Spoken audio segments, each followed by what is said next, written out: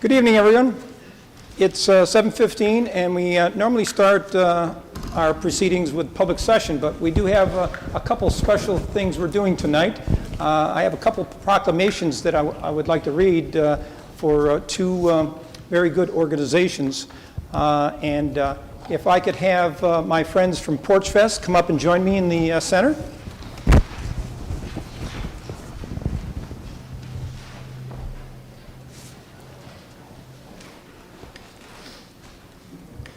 Gather around. Gather around. We were here last year, too. I remember. Well, let me read this and then we'll take a picture. How's that? All right. As I said, this is a special day here. This is a proclamation for Porch Fest, as everybody probably knows. That's happening Sunday, September 21st.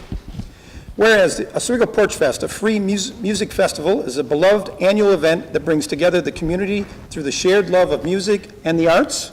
And whereas founded in 2015 by this woman right here, Jerry Millar, inspired by the Ithaca Porch Fest, and supported by the vision of Paul Stewart, this event has grown from a modest gathering of 17 acts and 400 attendees to a vibrant festival featuring over 70 acts and drawing approximately 2,500 participants in recent years.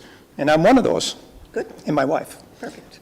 Whereas the success of Oswego Porch Fest is a testament to the dedication of its all-volunteer organization, committee, performers, and hosts, who generously contribute their time and talents to make this event possible. And whereas this festival not only showcases the talent of local musicians, but also fosters a sense of community and pride in our historic West Side neighborhoods of Franklin Square and Montcalm Park. And whereas Oswego Porch Fest is made possible through the generous support and volunteerism of local individuals and businesses, contributing to the cultural richness and vibrancy of our city. Whereas the 10th annual Porch Fest will be held and enjoyed by community members on Sunday, September 21st, 2025 in the city of Oswego. Now, therefore, I, Robert A. Corradino, Mayor of the city of Oswego, do hereby proclaim Sunday, September 21st, 2025 as Porch Fest Day in the city of Oswego in recognition of the festival's positive impact on our community and its contribution to our cultural heritage. Signed by me.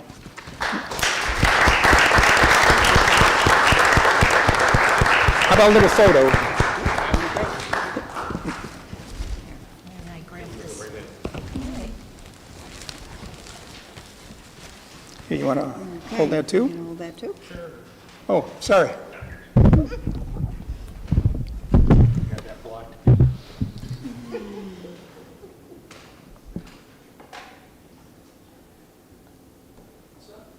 All right. Thank you so much. Very much. Yes, appreciate everything you guys do for the community.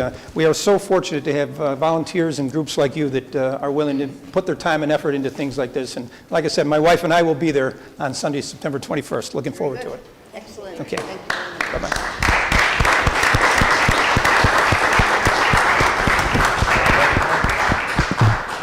No.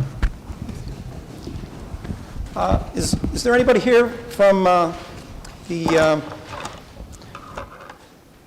Suicide Awareness Coalition? There's somebody. I knew somebody was coming. Hi. Okay, this is the second proclamation that I want to read today.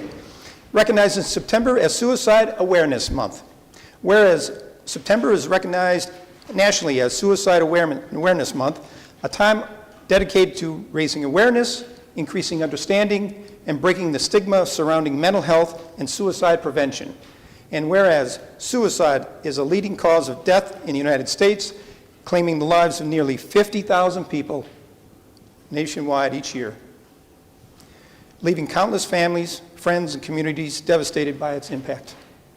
And whereas the city of Oswego acknowledges the importance of mental health and emotional well-being and supports the efforts of local, state, and national organizations to educate our community about the warning signs of suicide and the resources available to help those in crisis. And whereas promoting open dialogue about mental health can save lives, and it is vital to remind those who are struggling that help is always available and they are not alone. And whereas the City of Oswego is committed to working together with community partners, schools, healthcare professionals, and residents to foster a supportive environment that prioritizes compassion, understanding, and hope. And now, therefore, I, Robert A. Corradino, Mayor of the City of Oswego, do hereby proclaim September 2025 as Suicide Awareness Month in the City of Oswego and encourage all residents to educate themselves on suicide prevention, support those in need, and help create a community where everyone feels valued, supported, empowered to seek help without fear of shame. If you or someone you know is struggling, call or text 988 or use the 988 Suicide and Crisis Lifeline for free confidential support 24/7. Signed, Robert Corradino. Would you like to say something?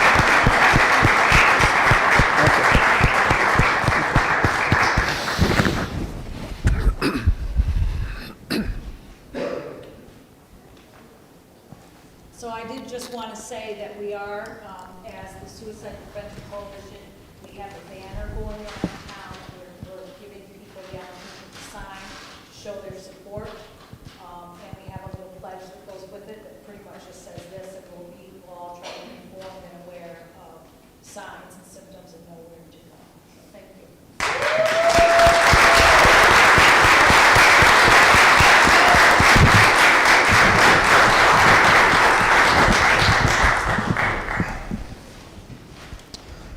Okay, continuing with public session, we have 5 people signed up, and as we always do for public session, the rules are very, very simple. No profanity, no name calling, no personal attacks, and please keep it to 5 minutes. That's the time limit. The first person signed up is Michelle Hancock. Hancock?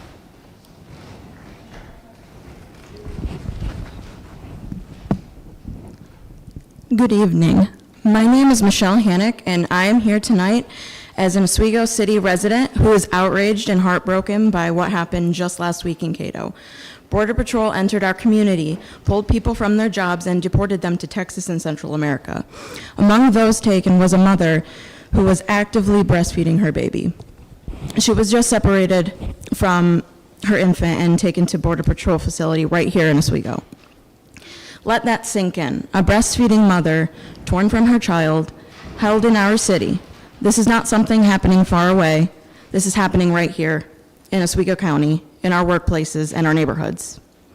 These are not criminals. These are our neighbors.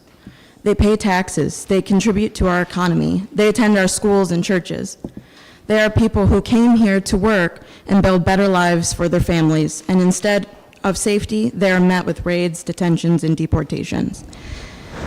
And when the community showed up to protest peacefully, unarmed, ICE responded with intimidation. They drew some sort of guns and aimed at them, at the protesters, while using a decoy van to distract us, a deliberate attack or act meant to instill fear.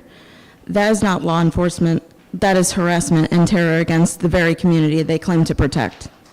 I also want to say this clearly. I personally witnessed ICE vans today bringing out people in custody from the Oswego facility. I saw it with my own eyes. It's not just a rumor, and this is not just secondhand.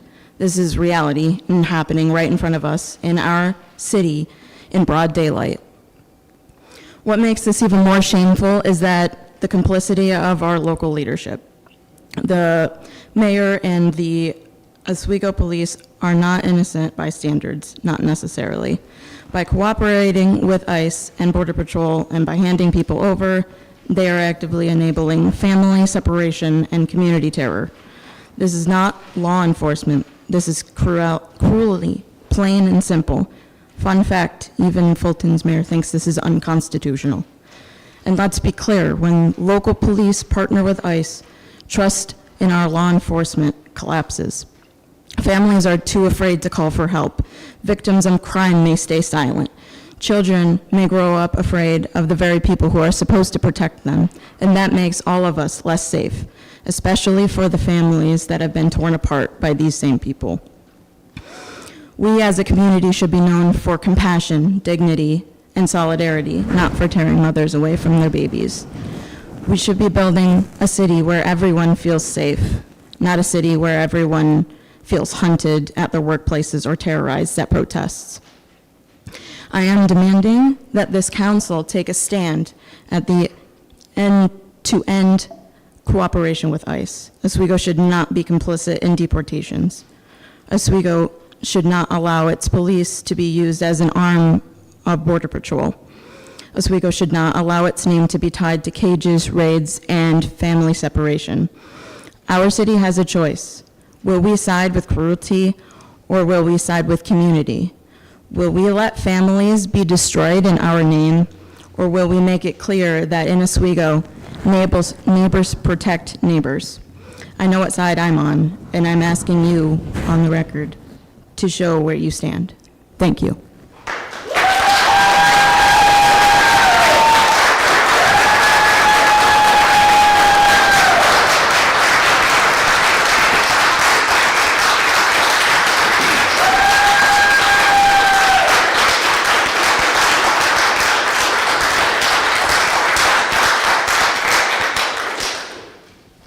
The second person that I see signed up is Chance Kennedy.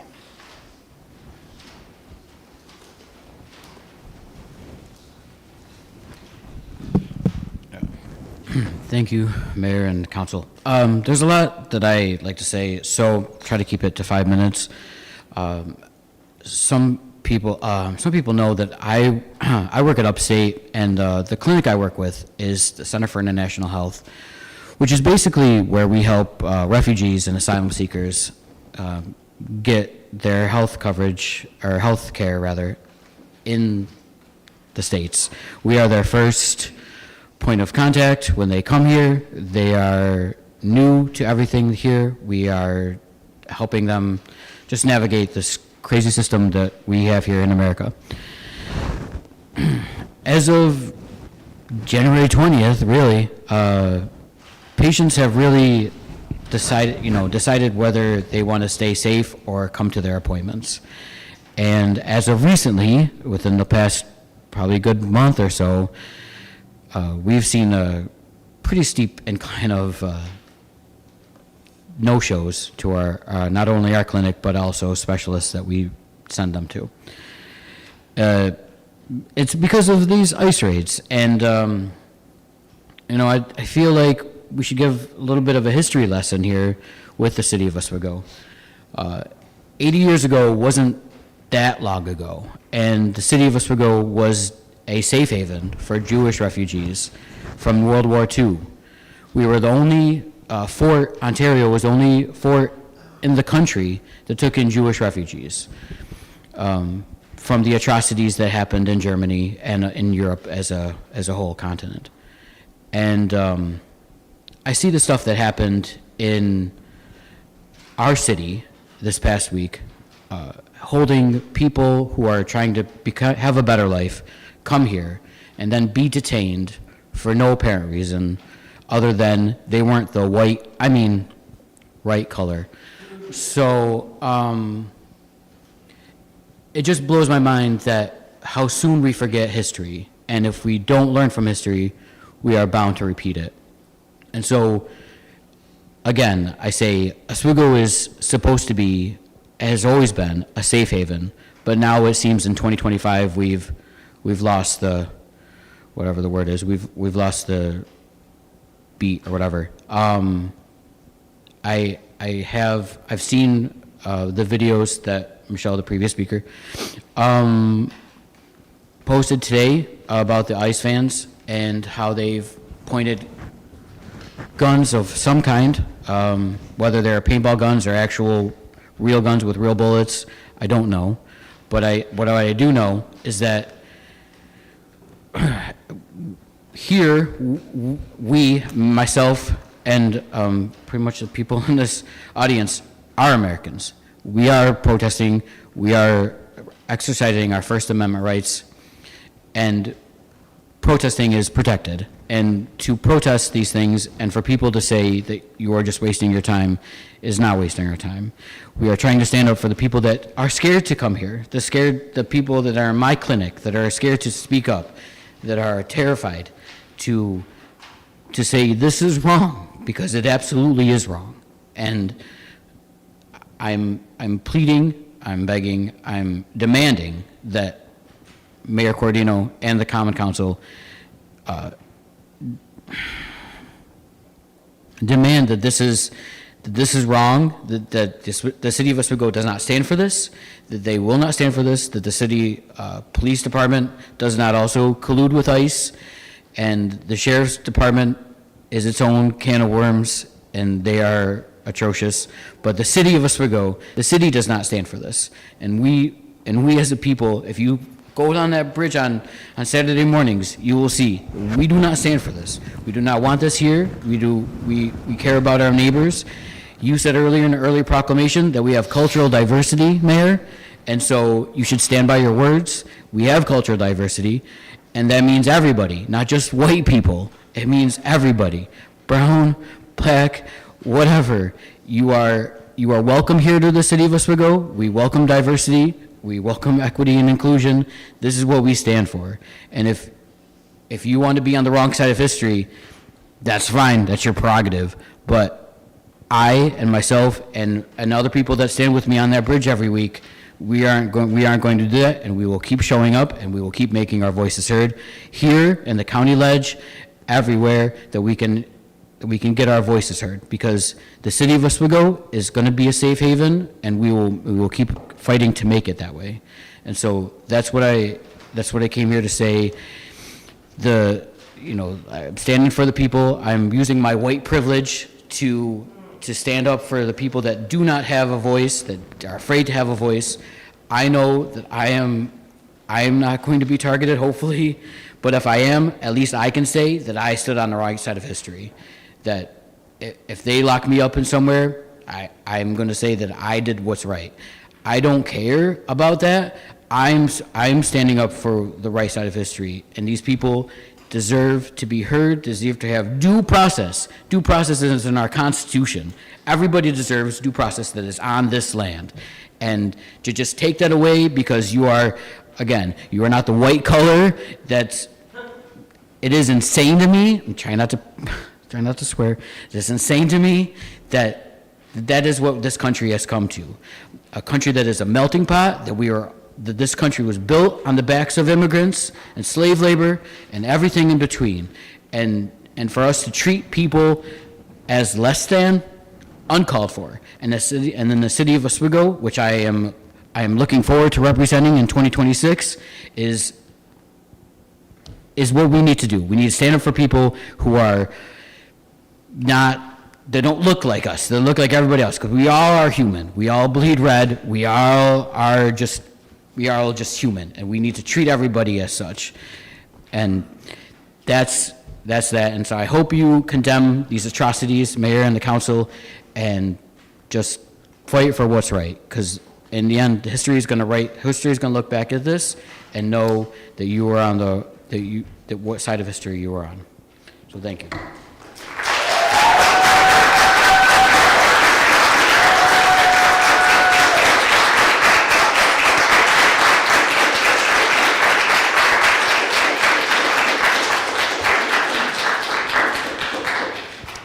Third person I see signed up is a Travis Clancy, I believe.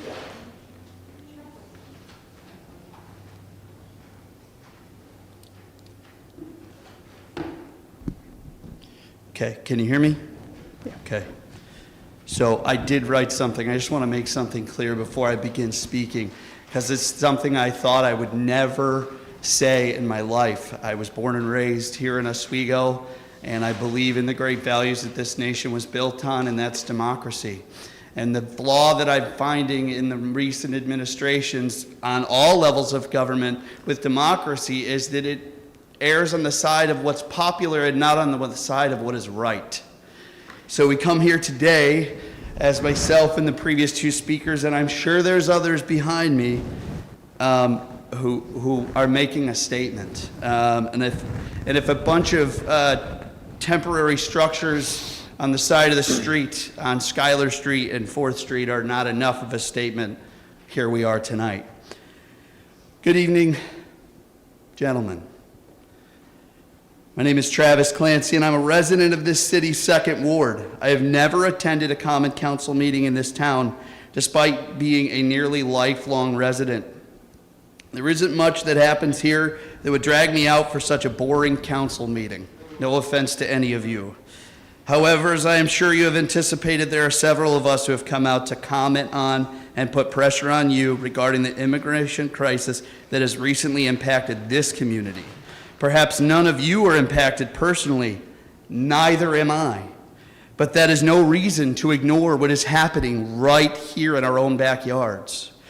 Cato might be Cayuga County, but they are our neighbors. They are our friends. They work and live here in this community. They buy groceries. They make the food that we buy off the shelves in our local grocery stores. Mayor Corradino, my comments primarily are focused at you. I met you a few years back at one of the events at Brightbeck Park shortly before you took office. I took you to be an excellent man with great upstanding values. We talked about many things. And contrary to your political party and me being opposing, I actually liked you. And I've told people since then that I still like you. However, Mayor Rice in Fulton has made a public and clear statement of condemnation against the actions of local law enforcement, calling out the Oswego County Sheriff's Department, Cayuga County Sheriff, and the U.S. Border Patrol, calling their detention actions an unnecessary roundup, referring to the federal government's orders as unjustified. Mayor, need I remind you that you ran unopposed on an unopposed ticket, and any political future you aspire to in this town will demand you to take a stance. I and those who are with me are calling upon you to do this now. Need I also remind you that it is you, I'm sorry, I shouldn't point, disrespect, my apologies, I'm just passionate, that it is you, Mayor Corradino, not Mayor Rice, that house the U.S. border security here in your town. You should have been the one to speak first on this. My hope, Mayor, would be your statement would be in opposition. However, I would also be so bold as to say, perhaps not, as you don't want to ruffle feathers with your working and successful relationship with the U.S. Border Patrol agents. They assist on first response calls, car accidents, and everything of the like. I can fully understand your position. However, opposing this unjust kidnapping of documented workers under the guise of secure borders and immigration reform is the right thing to do. Their orders come from the federal government, not you. They may work here, but you are not their constituent. Their orders, therefore, it is the people of this town you should be accountable to, not your chummy relationship with the boys in blue. I would also like to before I leave this podium, I would like to comment that Oswego Police Department, for their candor and decorum during this weekend's demonstration and direct protest of the USBP. Border Protection agents are under direct orders to not speak or interact with us. However, every interaction I have had with OPD has been exemplary. It's important for you to know that because they do answer to you.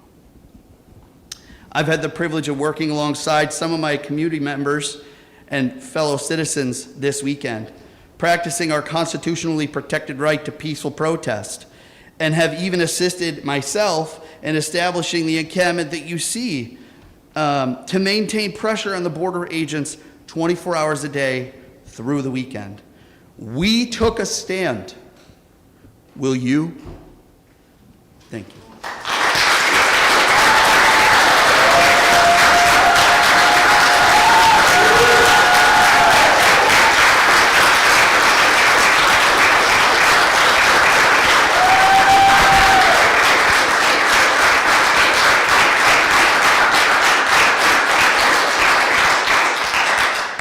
The fourth person I see signed up is a Taylor Moody. Is that correct? Sorry if I got the name wrong. No, you got it correct. I appreciate it. So, before I start with anything else, I'd like to read a poem from the World War II and Nazi regime era. First, they came for the communists, and I did not speak out because I was not a communist. They came for the socialists, and I did not speak out because I was not a socialist.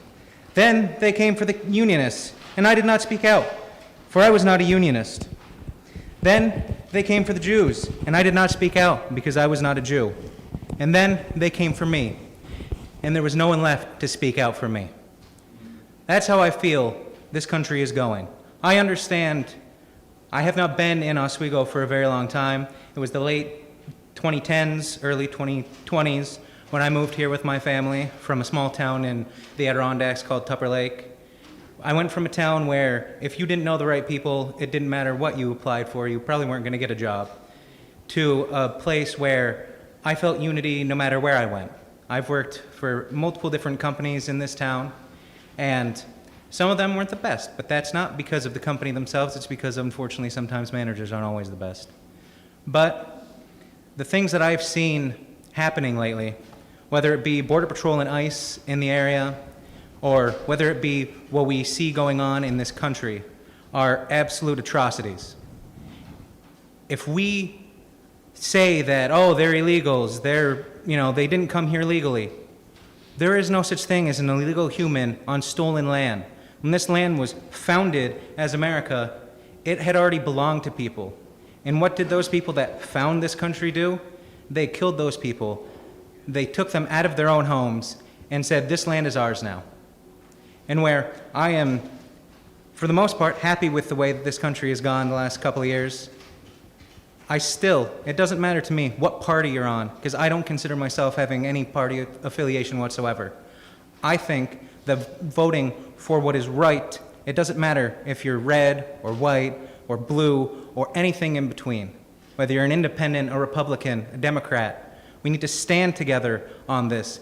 Deporting people who have been here for 20 plus years because of something that somebody who wishes to become a dictator is doing is an absolute atrocity. And that's all I have to say today.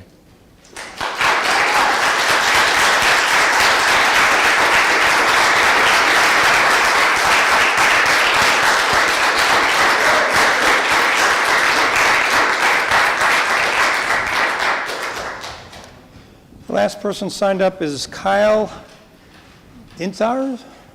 I'm sorry. Hard to read. Kyle Zintars. Thank you. My grandmother Sayako was born in Japan and was living in Tokyo on August 6, 1945, the day the U.S. dropped an atomic bomb on Hiroshima, killing 150,000 people. This year was the 80th anniversary of that day. Following that bombing and the second bombing 3 days later in Nagasaki, which killed 246,000 people, my grandmother fled to the U.S. I can imagine living in Japan at that moment felt dangerous, with political chaos, destruction, rebuilding, and the end of a world war. My dad was born in the U.S. in 1958. They both grew up in this country with high anti-Japanese sentiments, dealing with the fallout from Japanese concentration camps. And just to note, we oftentimes call them internment camps, which is a historical inaccuracy. Intern meant non-U.S. citizen, but out of the 120,000 Japanese people forced into camps, 80,000 were U.S. citizens. Calling them internment camps is the same strategy as calling people illegals or criminals as a way to shape a false narrative to other or gain support. Notable figures such as Dr. Seuss fueled anti-Japanese feelings during the war by creating and publishing racist cartoons of Japanese people acting in threatening ways toward American society. Anyone with Asian ancestry, a specific skin tone, or facial features experienced intimidation, threats, and discrimination. This was racial profiling.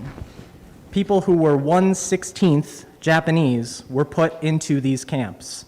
I would have been put into one of these camps. After the war ended, Japanese Americans returned to homes that had been stolen or emptied and businesses that had been destroyed. All of this was done legally with the support of the US government and media. It wasn't until 30 years later that the government, feeling pressure from social justice groups, acknowledged that this was racist and a xenophobic reaction and took responsibility for the harm it caused. The US government, Ronald Reagan to be specific, paid reparations to Japanese families who were wrongly imprisoned. We acknowledge, appreciate, and celebrate our immigrant neighbors and community members who contribute so much on a daily basis. These are people with families, with jobs, who help and support others, who build friendships and connection with other community members, and who want to have a decent life that is fulfilling, safe, and enjoyable. Much like Japanese Americans who faced threats of deportation, who were forced into concentration camps, and who had their entire lives upended out of racism, xenophobia, and fear, present-day immigrants and migrants, and people of color in general, face real threats of injustice on a regular basis. Today, September 8th, the Supreme Court legalized racial profiling, allowing ICE to use language and perceived ethnicity to stop, raid, and detain people. Today, an Oswego Border Patrol officer pointed a weapon at an unarmed community member, simply looking to know where their kidnapped neighbors, women, mothers, and daughters were taken. I work at SUNY Oswego with international students who are scared to enter this community. The same community with a sheriff who supports this racist agenda. The same community that takes pride in its history of being a safe haven.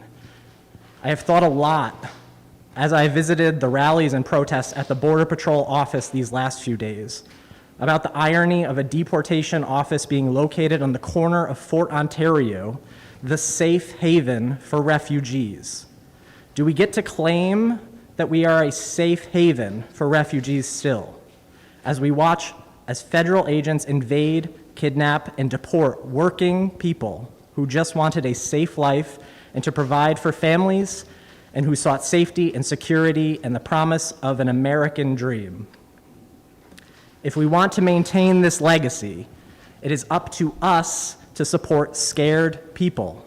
It is up to us to show care and empathy for people who provide so much to this community.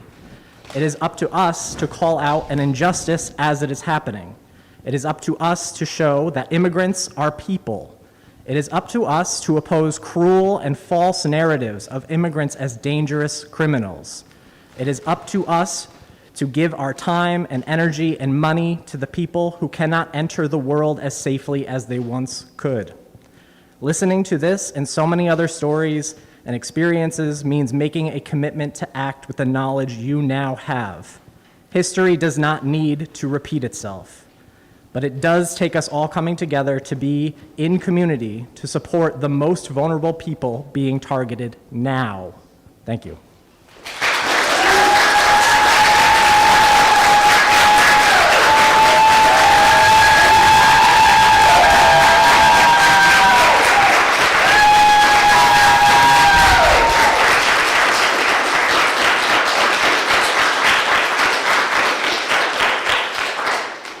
That was the last person signed up. I will ask, is there anybody that did not sign up that would like to speak now before we start our meeting?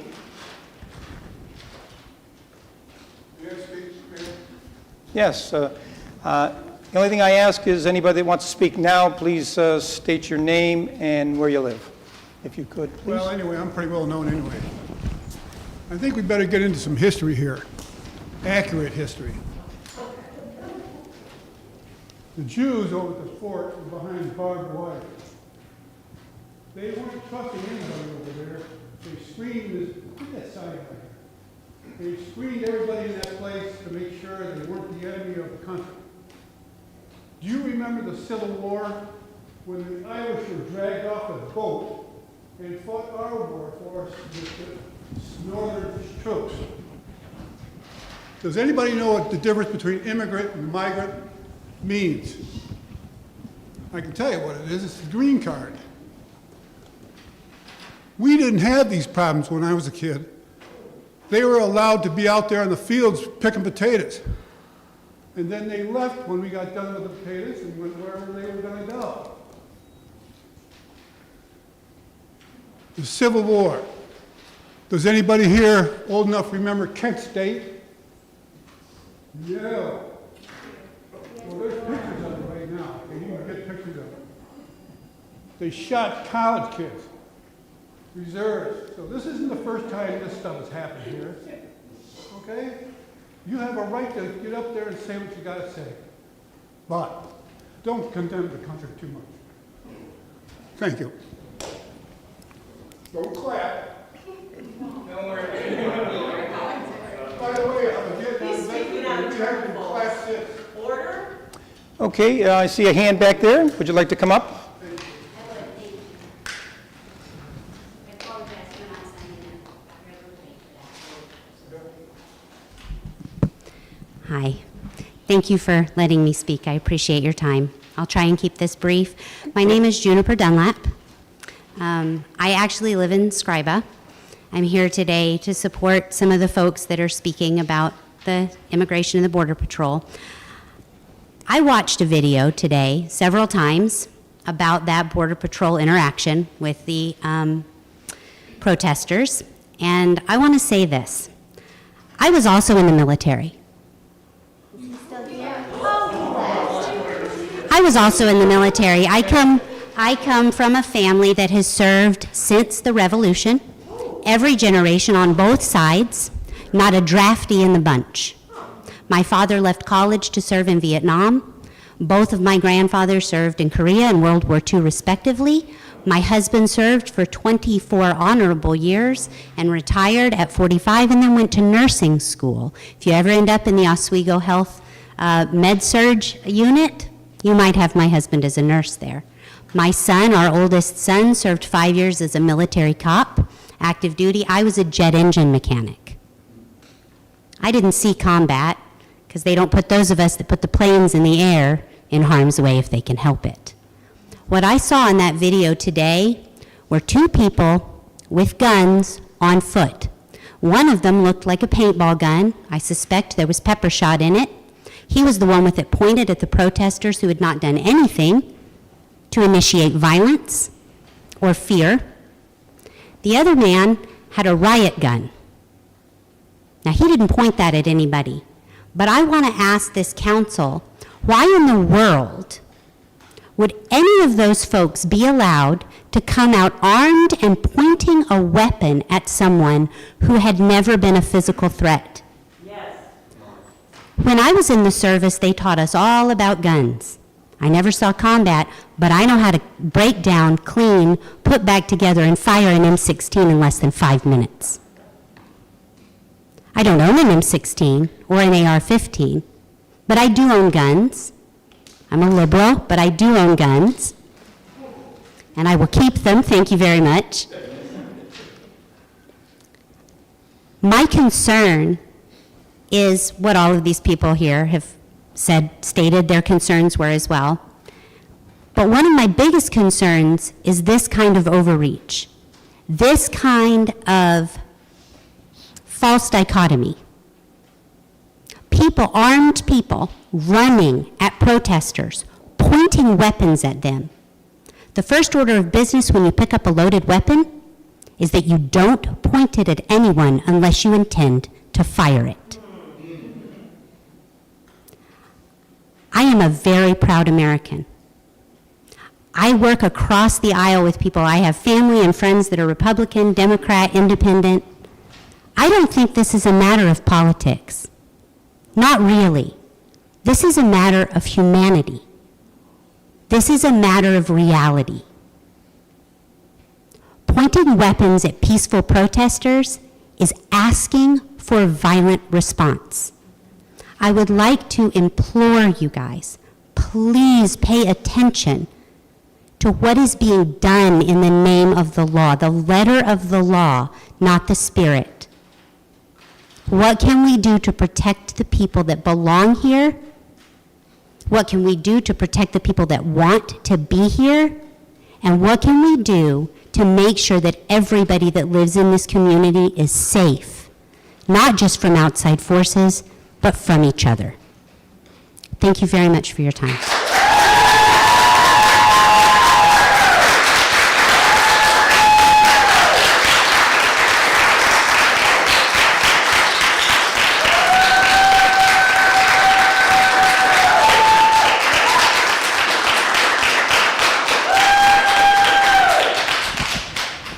All All right, last call. Anybody else before we start our meeting? All right. At this time, I'd like to start the meeting. All rise. I pledge allegiance to the flag of the United States of America and to the republic for which it stands, one nation, under God, indivisible, with liberty and justice for all. Please call the roll. His Honor the Mayor. Here. Councilor Walton. Here. Councilor Burridge. He is excused. Councilor Vanucci. Here. Councilor Walker. Here. Councilor Gosick. Here. Councilor Plunkett. Here. Councilor Quattieri. Here. 6 present, 1 excused. Thank you. Nothing under the mayor's report. Please call Resolution 257, please. Approved minutes common council meeting held August 25th, 2025. Councilor Plunkett, Councilor Walker. Comments? Please call the roll. Councilor Walker. Yes. Councilor Gosick. Yes. Councilor Plunkett. Yes. Councilor Quattieri. Yes. Councilor Walton. Yes. Councilor Vanucci. Yes. Resolution passes 601. Call Resolution 258, please. Accept grant award in the amount of $50,000 from the Critical Infrastructure Grant Program to support technology purchases. Councilor Squatieri, Councilor Walton. Comments? Please call the roll. Councilor Walker. Yes. Councilor Gosick. Yes. Councilor Plunkett. Yes. Councilor Quattieri. Yes. Councilor Walton. Yes. Councilor Vanucci. Yes. Resolution passes 601. Call Resolution 259. Accept grant award in the amount of $14,969 from the Explosive Detection K-9 Team Grant Program to fund and enhance the Oswego Police Department's Team for SANE. Councilor Walton, Councilor Plunkett. Comments? Please call the roll. Councilor Walker. Yes. Councilor Gosick. Yes. Councilor Plunkett. Yes. Councilor Quattieri. Yes. Councilor Walton. Yes. Councilor Vanucci. Yes. Resolution passes 601. Call Resolution 260. Accept grant award in the amount of $12,211 from the New York State Highway Safety Program to fund traffic-related injury prevention measures. Councilor Gosick, Councilor Walton. Comments? Please call the roll. Councilor Walker. Yes. Councilor Gosick. Yes. Councilor Plunkett. Yes. Councilor Quattieri. Yes. Councilor Walton. Yes. Councilor Vanucci. Yes. Resolution passes 601. Call Resolution 261. Accept grant award in the amount of $17,583 from the New York State Highway Safety Program to fund traffic-related injury preventative measures. Councilor Squatieri, Councilor Walker. Comments? Please call the roll. Councilor Walker. Yes. Councilor Gosick. Yes. Councilor Plunkett. Yes. Councilor Quattieri. Yes. Councilor Walton. Yes. Councilor Vanucci. Yes. Resolution passes 601. Call Resolution 262. Authorize City Chamberlain to complete 2 intra-departmental transfer of funds from within the Police Department in the total amount of $44,000 for anticipated purchases and training costs through the end of the year. Councilor Vanucci, Councilor Plunkett. Comments? Please call the roll. Councilor Walker. Yes. Councilor Gosick. Yes. Councilor Plunkett. Yes. Councilor Quattieri. Yes. Councilor Walton. Yes. Councilor Vanucci. Yes. Resolution passes 601. It's the last item on the agenda. Is there any unfinished business? Yes, Councilor Walton. I just want to make a brief but clear statement to those here tonight and to those constituents that have reached out to me over the past few days. First and foremost, I want to thank everyone that came here to speak tonight, as well as those that were unable to make it tonight, as their voices carry just as much weight, as I too share many of the same sentiments that you all do. While I am appalled by the lack of transparency and due process for the detainees, as well as the constitutional rights afforded to their families, I applaud you all for taking the action and continuing to speak up, and encourage you to continue to do so and continue to make your voice heard. Thank you. Anyone else on the council? Yeah. Yes, Councilor Vanucci. Yep, I just want to second Kyle. I support you guys and what you guys are doing, and I hope we can do something about it. So, thank you. Councilor Gosick.